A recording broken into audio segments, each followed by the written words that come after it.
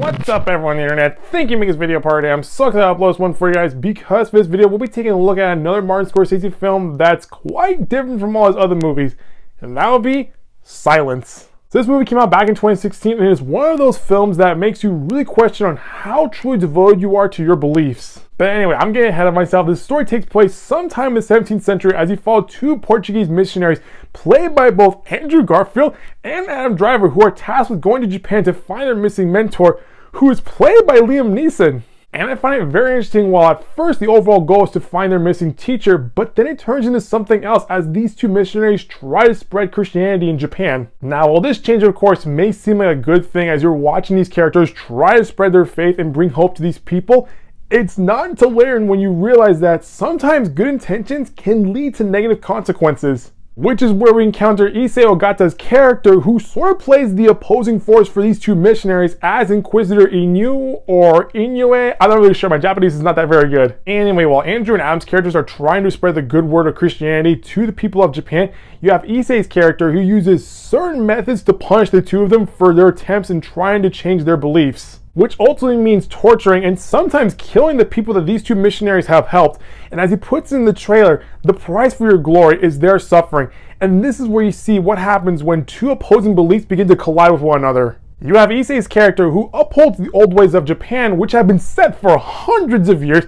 And then you have Andrew and Adam's characters who are trying to show them a different path. And honestly, you can't blame the antagonist for opposing these two characters, because imagine if you're at home, sitting on your couch, watching TV, and then some random person just walks in and starts listing off the new house rules. That ain't gonna happen. But once you see how the old ways are meant to keep the rich in power and the poor in the mud, you can see why these two missionaries can't turn a blind eye on these people. And this conflict between two beliefs is what drives this movie. Now, just to be clear, while this is in fact a Martin Scorsese film, it's completely different from what he's released in the past. Because while most of his movies are quick paced and have a bit of action in them, this one is a slow burn as you watch the deconstruction of faith fall upon these two missionaries. Now, what I mean by that is that throughout the movie, you see how with every victory these two missionaries achieved, it is short-lived as they watch the people they help be either tortured or put to death because of their newfound religion. And this is where I learned a word which I didn't even know even exists, apostatize, which ultimately means to renounce religious beliefs. With every person these two missionaries have helped, Issei's character puts their faith to the ultimate test as he tortures these people immensely, and the only way for the torturing to stop is if these people renounce their newfound religion. It is here where you begin to realize that while you think these people are looking to you in their time of need, when in reality, you're causing their time of need. And you see this doubtfulness begin to grow within these missionaries as they helplessly watch their work cause pain and suffering to these people. Honestly, by the time you make it to the third act, Scorsese somehow puts you in the shoes of one of these missionaries, and you start to ask yourself, would you apostatize in order to save these people? Speaking of which, during the third act of the film, the story quickly reminds us on why these two characters were sent to Japan in the first place, as they finally get to meet Liam Neeson's character.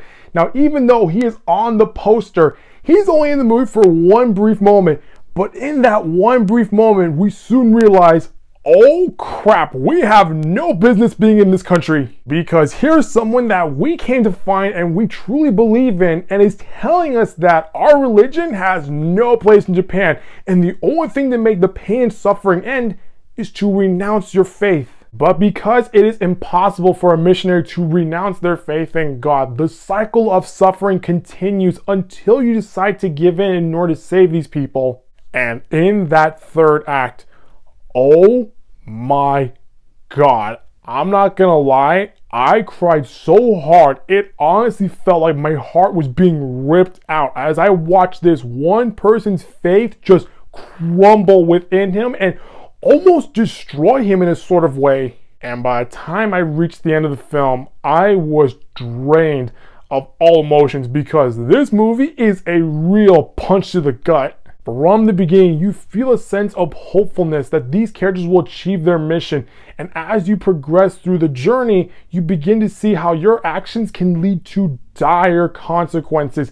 And by the time you make it to the end of the journey, you see that there is no hope at all. Which I can understand how this would lead to some negative criticism, given how you went on a journey that tested your faith, and while you thought you were going to prevail, you ended up with an upset ending. And since we're used to gangster Martin Scorsese, seeing religious Martin Scorsese was something that we were not expecting if we're comparing this film to his previous films. Now, even though I slightly enjoyed this movie, this is one film that I will only watch once in my life because we're dealing with religion and the violence that falls upon those who believe in religion.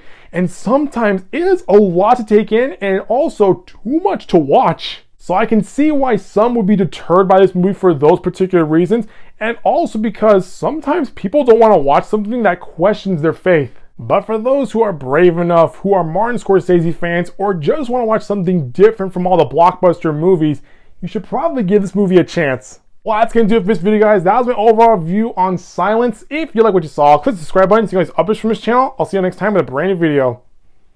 Bye-bye.